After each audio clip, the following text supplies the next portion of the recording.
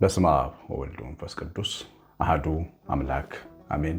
የተወደዳችሁ የተባረካችሁ በክርስቶስ ሰማያዊ ስፍራ መንፈሳዊ በሆነው በረከት የተባረካችሁ እግዚአብሔር ልጆች ተብላችሁ ትጠሩ ዘንድ ፍቅር የሰጣችሁ ሕያው መንፈስ ቅዱስ ያተማችሁ ሀብተ ወልድ ስመ ክርስትናን የሰጣችሁ ጌታችን መስቀል ላይ በተሰቀለ ጊዜ ዕዳ በደልን ሲከፍል ላይ የተከፈለለት የዳነ ሕዝብ ያደረጋችሁ ሁላችሁ ሰላም ለእናንተ ይሁን። እንደምቆያችሁ ሁሉን የሚችል አምላክ ጌታ መድኃኒት ኢየሱስ ክርስቶስ ከሰማይ አባቱ ከአብ ከሕያው መንፈሱ ጋር ለዘላለም በአንድነት በሦስትነቱ የተወደደ የተመሰገነ ይሁን።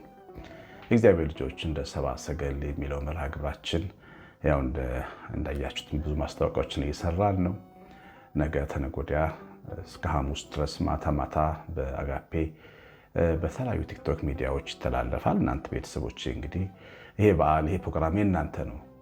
እንደ ሰብአ ሰገል የአጋፔ ቤተሰቦች መርሃ ግብር ነውና ይህንን መርሃ ግብር እንድትሳተፉ ወደ እናቱ ወደ ድንግል ወደ ጻዱ ወደ መድኃኒታችን እንደ ሰብአ ሰገል ዕጣን ከርቤ ይዘን እንድንመጣ የሚያስፈልገንን ነገር ትናንትና ማሳወቅ ያለሁኝ ለቤተክርስቲያናችን ለወልቂጤ ማርያም እኔን ካህኑን ዘማሪውን ሰባኪውን እኔን የመሰሉ ብዙ አባቶች ብዙ ብፁዓን አባቶች ብዙ አቡነ መልከጼዴቅን ሊቀ መዘምራን ኪነ ጥበብ ወልደ ቂርቆስን እነዚህን ሁሉ ወልዳ ያሳደገች ለሕዝብ የሰጠች ቤተክርስቲያን ናት። ጥንታዊ ቤተክርስቲያን ናት። እሷን ትመረቃለች ዘንድሮ። ትልቅ ቤተክርስቲያን ህንፃ ናት፣ አይታችኋታል። እሱን ለማስመረቅ እና መብራቶቹን ለማሟላት ነው እግዚአብሔር ይፈቅድ የምንሰራው። መብራቶቹን ሂሳብ ከ30 ሺህ ብር ጀምሮ እስከ 500 ሺህ ብር የሚፈጀውን ከግሩፕ ላይ አስቀምጫለሁ። ግሩፕ ላይ ያላችሁ እንግዲህ የምትችሉትን አድርጋችሁ እንድትቀላቀሉ ጠይቃለሁኝ። አካውንቱ ፊት ለፊት በተቀመጠው ፖስተር ላይ ተቀምጧል፣ የቤተክርስቲያኒቱ አካውንት እና የምታደርጉትን ነገር በ9114138 ስልኬ ላይ ያሳውቁኝ። ላይቭ ስትሪም ላይ ለመናገር ሰዎችን ለማስተባበር እንዲያገዘን ቀድማችሁ የምታደርጉ ሰዎች በጣም ትጠቅሙናላችሁ። ምክንያቱም ቀድሞ የሚያደርግ ሰው ሌሎችን ለማነሳሳት ያግዘናል።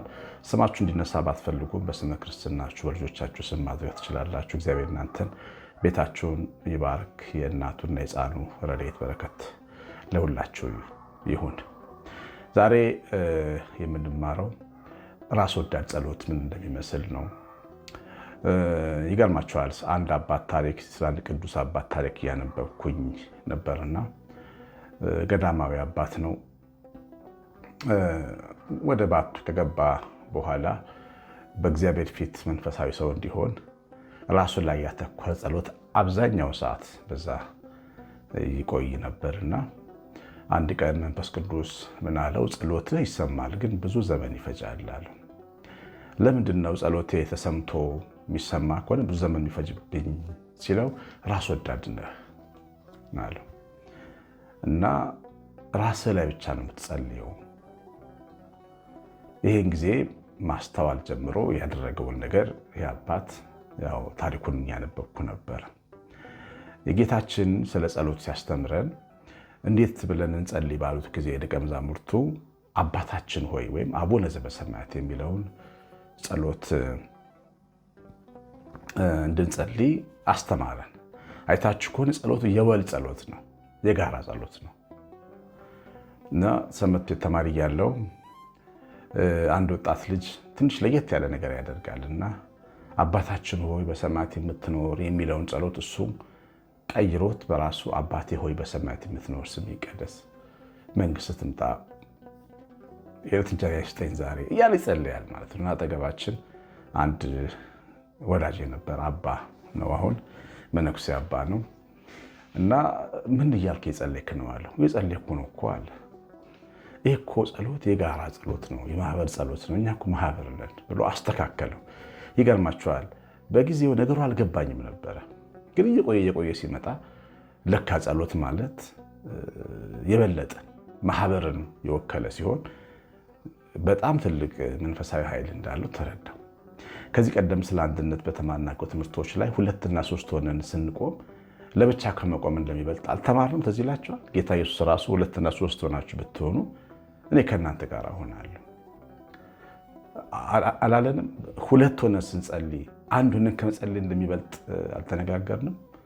ለምን መሰላችሁ? በውስጣችን ያለው በወንድ ፍቅር የሚባለው ያሳሰርን ኃይል ጸሎቱ ጉልበት እንዲኖረው ወደ ላይ እንዲሄድ መሰላል እንዲዘረጋለት በመላእክቱ ጥና ወደ ላይ እንዲያደርግ ያደርገዋል። ለምን? መካከላችን ፍቅር አለ ማለት ነው። አብረን መቆም ችለናል። እንግዲህ ሰው አብሮ መጸለይ ከቻለ አብሮ መጸለይ አለበት። ካልቻለ ደግሞ ጸሎቱን የፍቅር ማድረግ አለበት። ያ ማለት የራሱን ጉዳይ ትንሽ ያቆይቶ በሌሎቹ ጉዳይ ላይ በደንብ መጸለይ አለበት ማለት ነው። አሁን መነሻ ላይ እንዳነሳሁት ያ አባት ይጸልይ የነበረው ስለ ራሱ ቅድስና ነው። ግን ወደ በረሃ ሲገባ፣ ወደ ምነና ሲገባ ለሀገር እንዲጸልይ፣ ለወገን እንዲጸልይ፣ ለአመንዝሮች፣ ለዘማን እንዲጸልይ፣ ኪስ አውላቂ ለሆኑ ሌቦች እንዲጸልይ፣ ለጨካኝ ባለስልጣኖች እንዲጸልይ፣ ለሀገር መሪዎች እንዲጸልይ፣ ለዳተኛ እረኞች እንዲጸልይ፣ እናት አባት የሌላቸው ሕፃናት ልጆች እንዲጸልይ፣ ባል ለሞተባት ባልቴት እንዲጸልይ፣ ለተገፉ ለሚያለቅሱ ግፏን እንዲጸልይ ነው እግዚአብሔር ወደዛ የወሰደው። እሱ ተልኮ ተረስቶት ነበር። ራስ ማንነት ያንን ያስረሳል ካልቻልንበት። በእኛ ጉዳይ በጣም ብዙ ነው። እኛ ራሳችንን በደንብ እናውቀዋለን። ገበናችንን እናውቃለን። ምን እንደጎደለን እናውቃለን። የራሳችንን ጉዳይ ምስጥ የሚያደርገን በደንብ ስለምናውቀው ነው። ግን መንፈሳዊ ሰው ደግሞ ሌላውንም ማውቃል። ሌላውም ሰው ችግር ሊገባው ይገባል። እያችሁ አሁን ተቀምጠን ያለን ተመልከቱ። ዩክሬን ሩሲያ ጦርነት አላል። ሰላማዊ ሰዎች በፖለቲከኞች ምክንያት ይመታሉ፣ ሀገራቸውን ጥለው ይሄዳሉ። ታውቃላችሁን? በጣም የሚገርማችሁ በዚህ በዩክሬን ጦርነት፣ በሩሲያ ጦርነት የኃይል ማዕከል ነው የሚመታው። ቀዝቃዛ በረዶ በሆነ ሲዝን ላይ መብራት ሲጠፋ ሰው ይሞታል ማለት ነው። በዛ ነገር ይሄ ስቃይ ሊሰማን ይገባል። ግድ እኛ አጠገብ መሆን የለባችም ያ እንዲሰማን። አያችሁ፣ ፍልስጤምና እስራኤል መካከል ግጭት አለ፣ ጦርነት አለ። ብዙ ህዝብ ያልቃል፣ ብዙ ህዝብ ይጎዳል። ለእስራኤል ልጆች፣ ለፍልስጤም ልጆች መጸለይ ያለብን ሊሰማን ይገባል።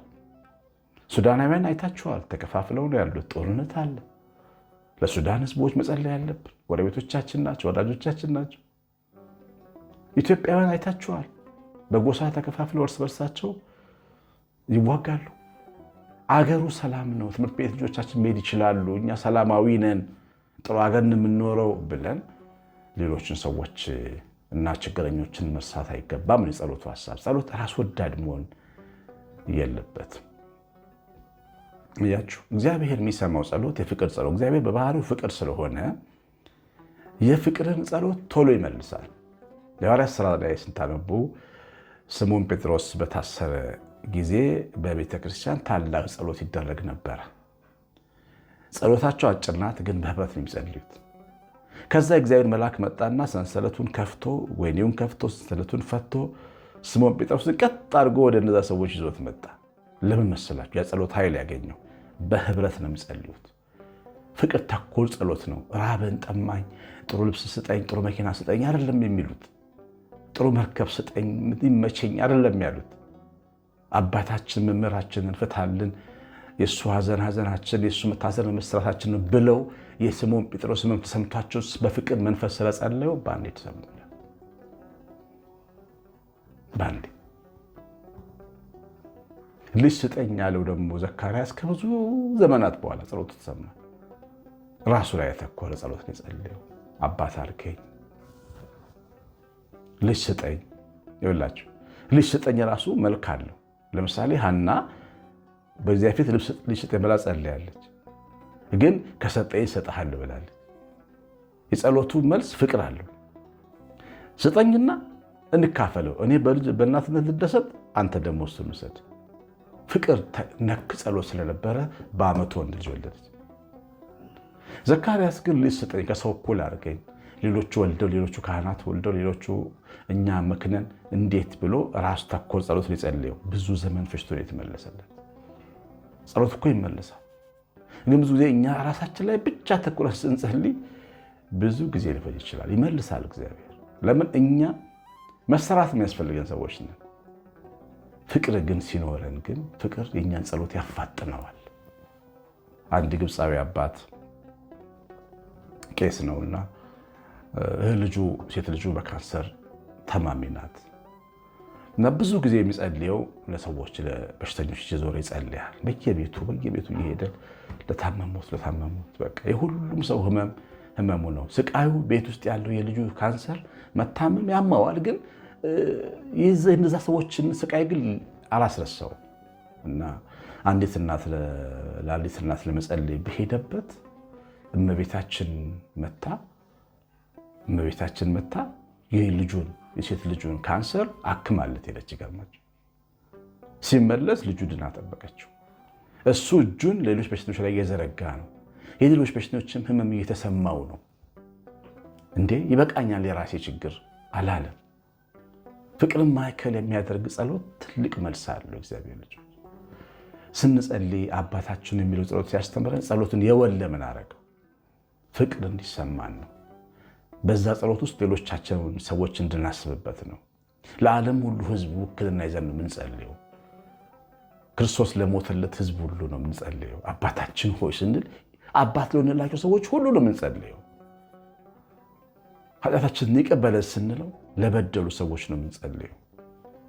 እንጀራችንን ስጠን ስንለው ለብዙ ረሃብተኞችም ጭምር ነው የምንጸልየው። ወደ ፈተና አታግባን ስንል ሰዎችን ሁሉ ህፃናትን ጨምሮ ወጣቶችን፣ ሽማግሌዎችን ወክለን ነው የምንጸልየው። አያችሁ፣ ጸሎቱ በራሱ ፍቅር ማዕከል አድርጎ የተሰራ ጸሎት እና የእግዚአብሔር ልጆች የተወደዳችሁ ብሩካን ቤተሰቦቼ እንዴት ነው የምትጸልዩት? ጸሎታችሁ ውስጥ ምንድን ነው ያለው? በራስ ጉዳይ መጠመድ ብዙ ጊዜ አሁን የ21ኛው ክፍለ ዘመን እምነት ራስ ተኮር እምነት ነው። የዌስተርን አመለካከቶች በጣም ወደ ኢትዮጵያ እየገቡ ስለመጡ ራስ ተኮር ናቸው ብዙዎቹ እና እኔ ብቻ አይደላኝ የሚል አይነት ስሜት ያለው ጸሎት ነው የሚጸልየው። እኔ ብቻ አይደላኝ። ለምሳሌ ለሀገራችን መሪዎች መጸለይ እንዳለብን አናስብም። የሚገርማችሁ ሰሞኑን ሚዲያ ላይ እያየው ነበረ። ለሀገር መሪ መጸለይ እንደ ነውር ተቆጥሮ ሲታይ፣ ሌላው ሀገር ብትሄዱ አቡዳቢ ይመስለኛል ያየሁት ወይ ዱባይ በሙባረክ ጊዜ ነበረና አባ ሼኖዳና ሙባረክ የቤተክርስቲያኑ በር ላይ ፎቶቸው ተለጥፏል። ዱባይ ያላችሁ ሰዎች ታግዙኛላችሁ፣ እውነቴን እንደሆነ የሙባረክና የፖፕ ሼኖዳ ፎቶዎች አሉ ቤተክርስቲያን በር ላይ። ፖፕ ሼኖዳ መሪያችን፣ የመንፈሳዊ መሪያችን አባታችን፣ ሙባረክ ደግሞ የሀገራችን ፖለቲካ መሪ ነው ብለው ነው። ቤተክርስቲያኒቷ በዚህ ልክ ነው ለመሪዎቿ የምትጸልየው። መሪዎቿ እኮ ሙስሊሞች ናቸው፣ ግን ትጸልይላቸዋለች። ያ ጸሎት ደግሞ መሪዎችን ልብ ያቀናል።